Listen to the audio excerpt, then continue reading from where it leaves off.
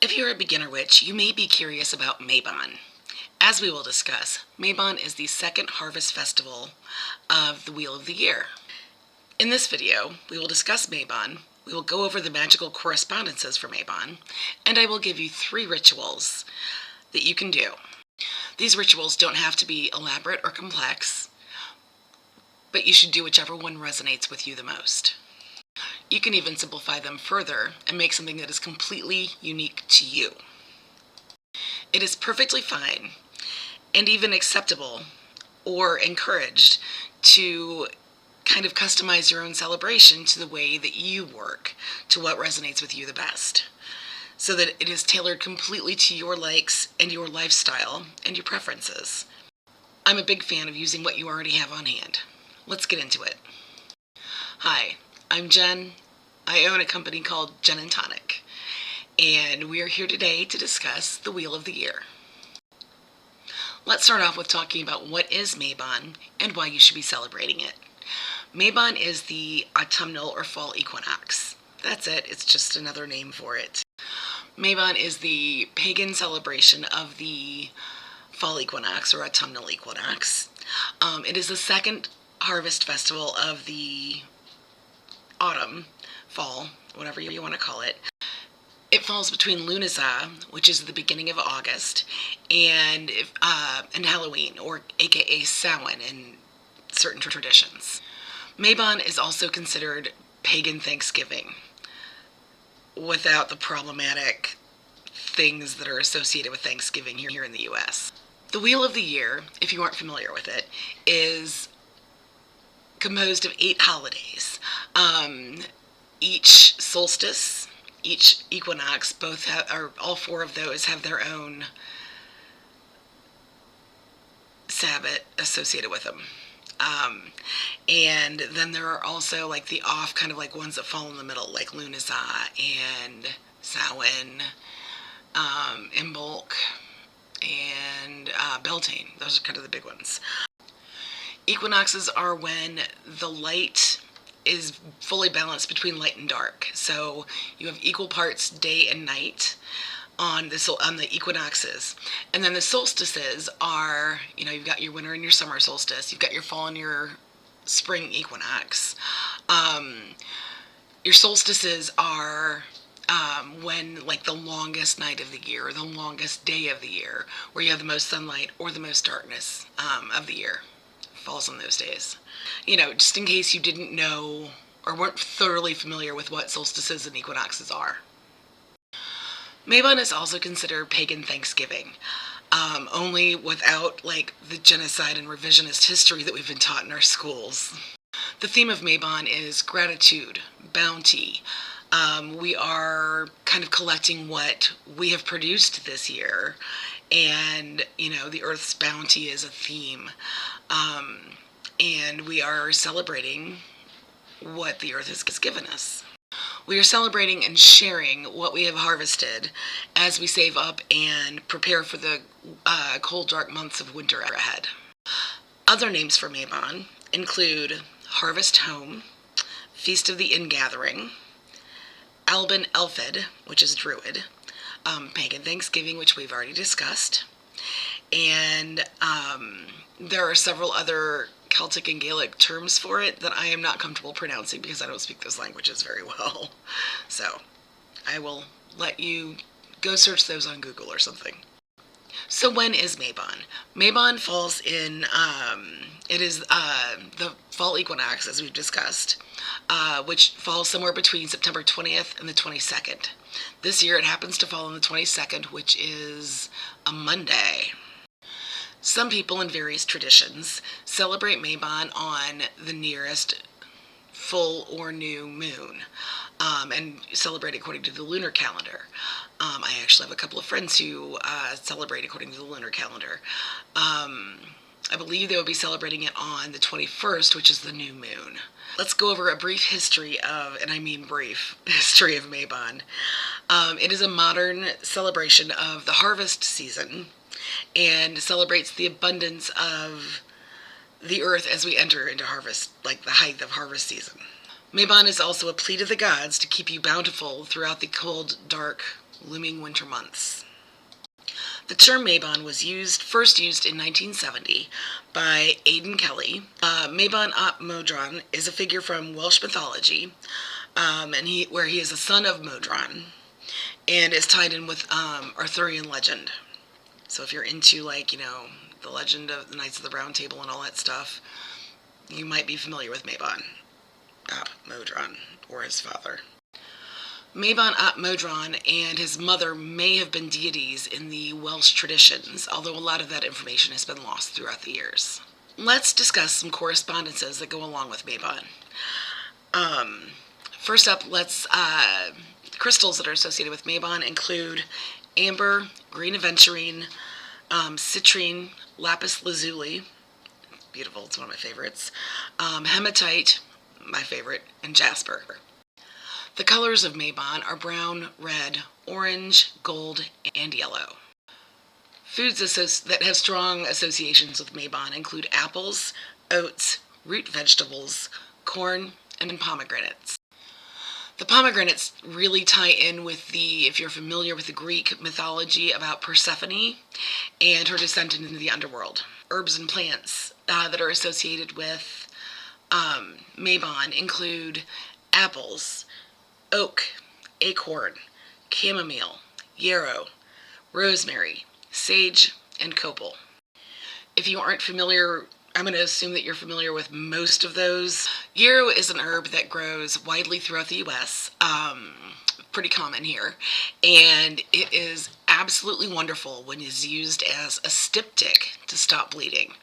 If I start bleeding, and I'm bleeding pretty profusely, I will absolutely throw some dried yarrow onto it, and boom, the bleeding stops pretty instantly. It's a really phenomenal first aid trick. The other herb on that list that you might not be familiar with is copal. Copal is a resin from a tree in South America. It's not dissimilar to frankincense, but it's a little easier to work with, I think. It smells fantastic. It is then turned into, when it is turned into an essential oil, it is referred to as copaiba. So if you've heard that, there you go, that's what it is. So let's go ahead and put this all together. Let's discuss some activities that you can do for Mabon. Things that are common this time of year are going apple picking. It is perfectly appropriate to go on a nature walk. You can have a dinner party with friends and family, kind of a nod to that Thanksgiving kind of vibe. You can declutter and clean your space and do some fall cleaning. Like, we're all familiar with spring cleaning. There's plenty of chores to do outside around your house, I'm sure, also, to prepare for winter ahead. And this is a perfect time to do those kinds of things. You can also, journaling your gratitude is a great way to honor Mabon and honor the season. Let's discuss 3 rituals that you can do. These are all pretty quick and simple and easy. A lot of them are going to be using things that you may already have on hand, and if not, then you can, pick them up pretty easily and affordably at the grocery store, although, as we all know right now, the cost of everything is out of control. But moving on. So the first ritual. Let's say you go apple picking. You have an apple orchard near you, and you go pick some apples. Or, you can go pick some up at the grocery store or wherever if you have some, a neighbor has a tree or something like that. Or if you don't live in a region that grows apples, go pick some up at the store. Then you make an apple crisp out of those apples, and then you serve that apple crisp to a dinner party, small gathering of family and friends that you maybe invite over for dinner.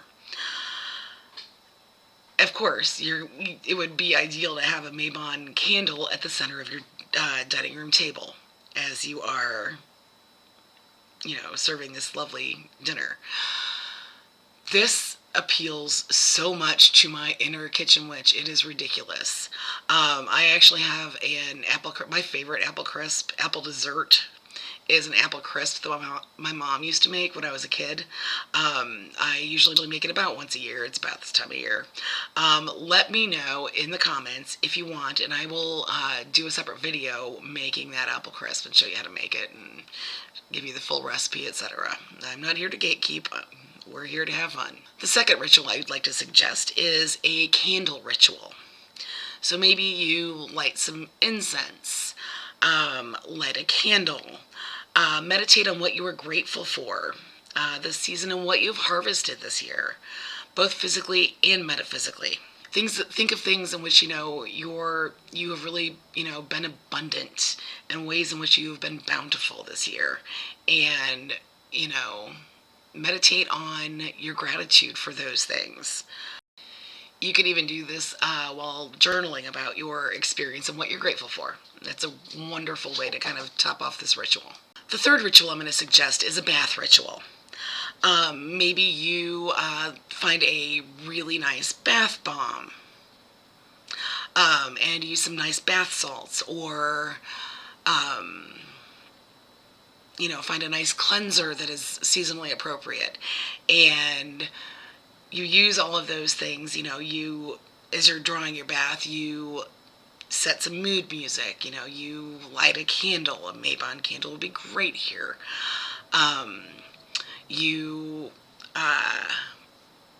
Put that bath bomb in, put your bath salts in, something along that line.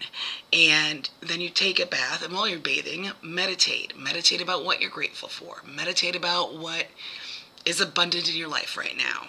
And enjoy that. And then after your bath, you can always do a little bit of journaling, or you can do that in the bath also if you want. I don't know. I don't really want my journal getting wet, potentially, but that's okay. And then you can apply some body oil that is themed. I make a Mabon body oil that's perfect for this. An alternate idea for that is if you don't have a functioning bathtub, like a lot of people don't, I know. They may not have a bathtub in their, apartment or their home, or they may not enjoy, they're just people who don't like taking a bath. Use some shower steamers that are appropriate for it as well. And again, finish it up with a cleanser and body oil, but take a ritual shower instead of a ritual bath. And that is just it's a wonderful experience. 10 out of 10 recommend. Every time. Another ritual idea, kind of a bonus idea here, is while you're doing your fall cleaning, do some energetic cleansing as well as physically cleaning your space. Do some decluttering. Turn the whole thing into a ritual. Put on some mood music, get dancing, and have fun with it. When you add intention, it turns into a ritual. So go ahead, get that fall cleaning done, and then finish it off with a little bit of Mabon room spray. And that'll really set the mood and cleanse your space and just give an air of abundance kind of to the space that you are in. If you want to talk a little bit more about decluttering and physically cleansing your space and energetically cleansing your space, it certainly is a larger application than just, your basic chores. It can be actually fun. Once you're done physically cleaning your space, maybe you go through and you smoke cleanse, or you ring a bell or a chime of some sort. Maybe you spray some room spray.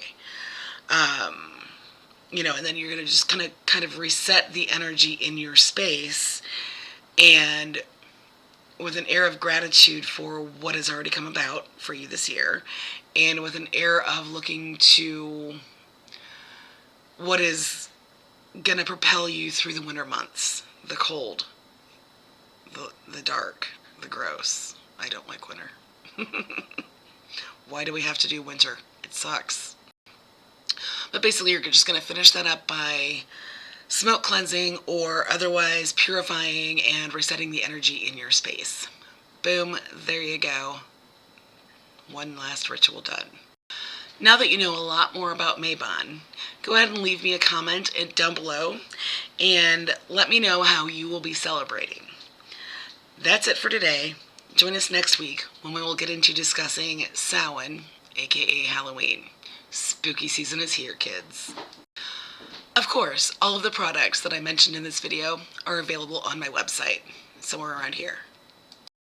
Thanks for joining us. Don't forget to like, follow, subscribe, and leave a comment below. Alright, thank you so much. We'll see you next week. Peace.